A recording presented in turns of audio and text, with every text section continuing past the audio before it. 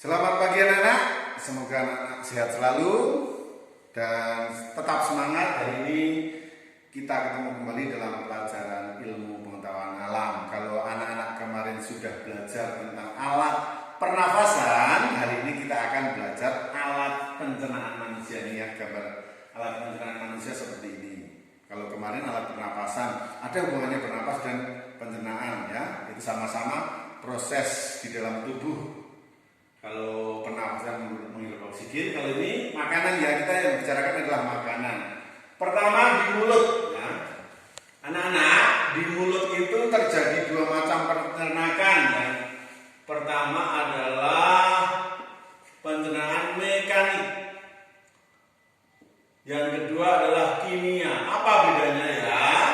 Kalau mekanik itu gerak, maka pencernaan dalam mulut itu dibantu oleh gigi dan lidah. Gigi berfungsi untuk mengunyah, sedangkan lidah berfungsi untuk mengaduk dan membalik-balik makanan sehingga makanan menjadi lembut. Usahakan kalian mengunyah sebanyak-banyaknya, berkali-kali supaya makanan lebih lembut, meringankan kerja alat pencernaan yang selanjutnya. Nah, itu namanya pencernaan mekanik dengan bantuan apa? Gigi dan lidah. Nah, sedangkan pencernaan kimia itu dibantu oleh enzim. Emang ada ya enzim di mulut? Ada ya. Air liur itu menghasilkan enzim yang disebut enzim pitialin. Enzim pitialin dalam air liur itu berfungsi untuk mengubah atau menghancurkan karbohidrat menjadi gula. Ya. Fungsi enzim pitialin, ingat-ingat ya, mengubah karbohidrat menjadi gula sehingga makanan terasa lebih manis. Nah, di dalam mulut setelah dikunyah, makanan diatur oleh lidah, dimasukkan ke dalam kerongkongan. Ya, anak-anak harus tahu ya, kerongkongan, bukan tenggorokan ya, suka kebalik-balik. Terbalik, kalau tenggorokan itu saluran udara saat bernapas. Kalau kerongkongan saluran makanan untuk pencernaan. Nah, ini terjadi apa yang dinamakan gerakan peristaltik. Apa itu gerakan peristaltik? Gerakan peristaltik adalah gerakan otot untuk meremas dan mendorong makanan masuk ke alat pencernaan selanjutnya sehingga makanan terdorong ke alat pencernaan selanjutnya yang disebut lambung.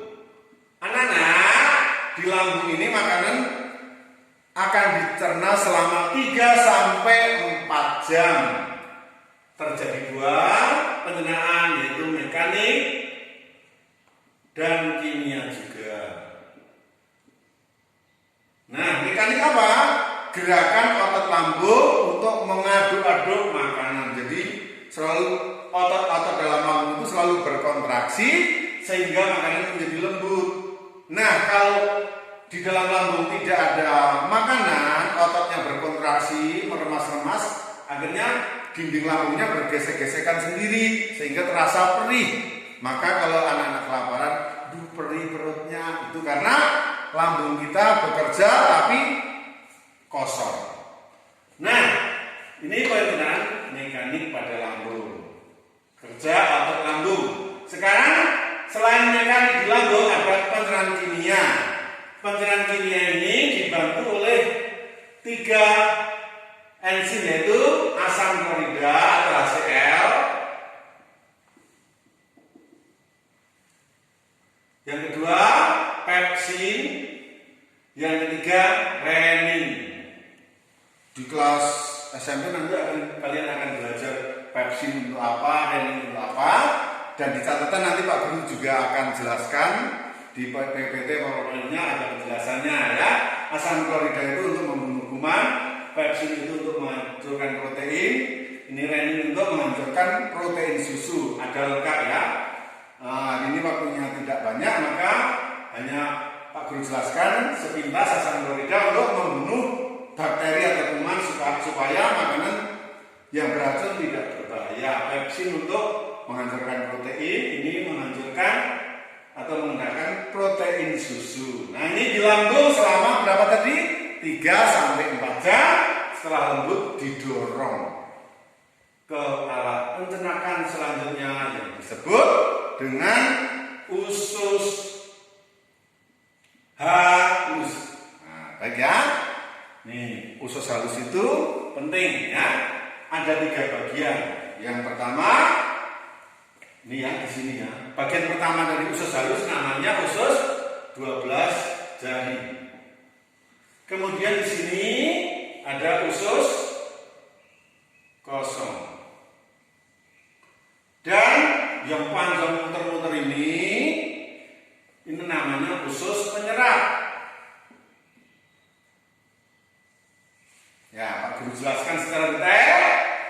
Usus halus ada 3 bagian, usus 12 jari atau disebut duodenum, usus kosong ileum, dan yang ketiga usus penyerap.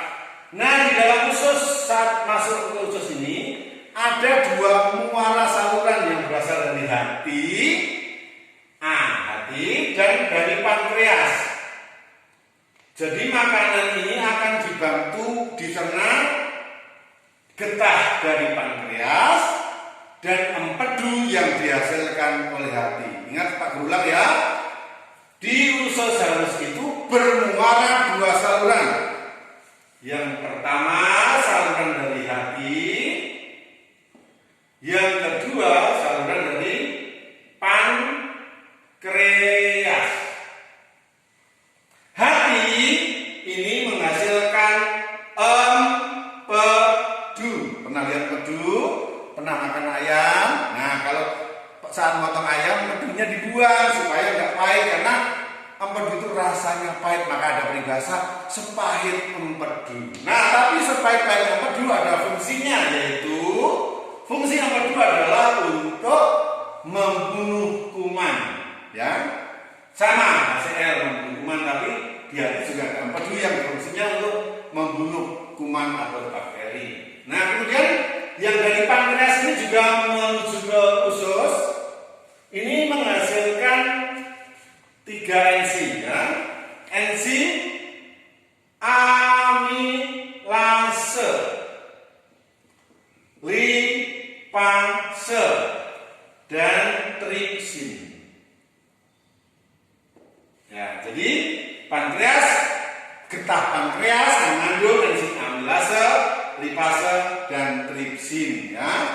Nah, sehingga makanan yang dari lambung tadi sudah hancur, sudah lembut, dilembutkan kembali dengan bantuan hati dan getah pankreas yang mengandung 3 enzim ini, sehingga makannya benar-benar sangat lembut, bisa diserap oleh darah. Sari makanan nanti di dalam usus penyerap, usus halus bagian penyerap ini diserap oleh darah karena sudah lembut. Kalau belum lembut belum bisa diserap oleh darah. Nah, makanan yang diserap darah dibawa ke seluruh tubuh, ketemu dengan oksigen yang kemarin kita pelajari saat bernapas.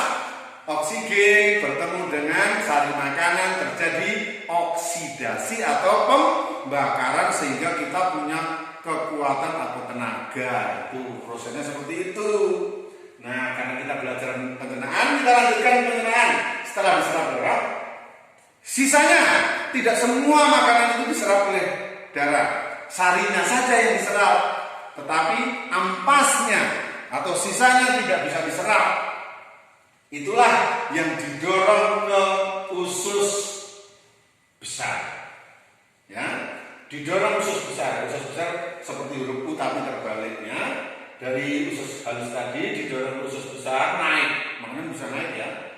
Nah, kemudian ke sini, kemudian nanti dikeluarkan. Nah, di usus besar ini makanan yang sudah tidak dicerna tadi diserap airnya sehingga berbentuk padat dan dibusukkan oleh bakteri pembusuk yang namanya bakteri coli. Nomor 5 itu usus besar.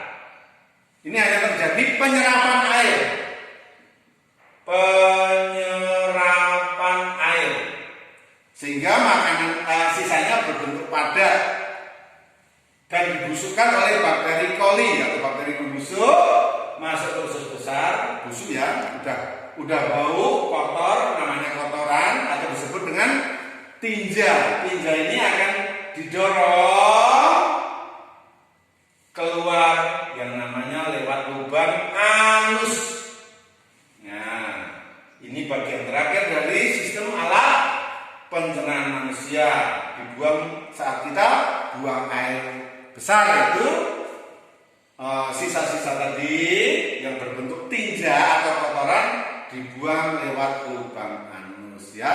Jelas ya anak-anak? Itulah sistem alat pencernaan atau cara kerja alat pencernaan manusia. Mudah-mudahan sangat bermanfaat.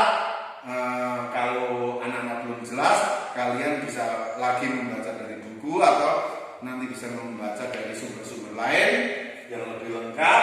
Itu saja yang bisa Pak Guru jelaskan pada pagi ini. Selamat belajar, tetap semangat, tetap di rumah, jaga kesehatan, makan yang bergizi. Terima kasih.